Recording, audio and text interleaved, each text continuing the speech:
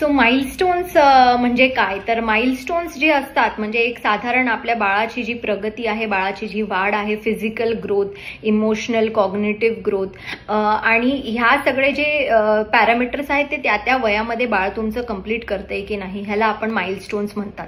तर माइलस्टोनमध्ये बऱ्याच वेळेला आपण बघतो, डॉक्टरांकडे वगैरे जातो त्यावेळेला ते असे शब्द वापरतात की ग्रॉस मोटर आणि फाईन मोटर. मोटर माइलस्टोन्स म्हणजे बाळाची फिजिकल डेव्हलपमेंट आणि ग्रॉस मोटर आणि फाईन मोटर हे दोन माइलस्टोन्स म्हणजे हे दोन स्किल्स आपण बघत असतो. ग्रॉस मोटर म्हणजे ज्या ठिकाणी मोठे मसल ग्रुप वापरले जातात, म्हणजे बाळ तुमचं टमीवरती पालथं केल्यावरती ते पुढे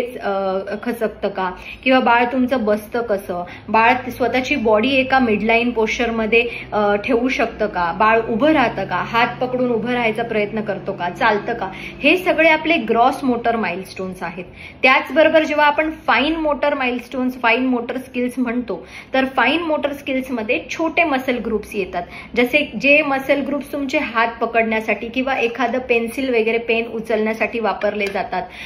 खाण्यासाठी वापरले जातात, हँड आय कोऑर्डिनेशन हे ज्याच्यामध्ये होतं तिथे ते फाईन मोटर स्किल्स तुमच्या उपयोगी येतात. ते ग्रास्प असतो तुमचा, पिन्सर ग्रास्प, हातानी तळव्यानी काय बाळ पकडू शकतं, ह्या सगळ्यासाठी. तर खेळणी आणताना नक्की बाळाचा प्रयत्न करा की त्याचे दोन्ही स्किल्स म्हणजे ग्रॉस मोटर आणि फाईन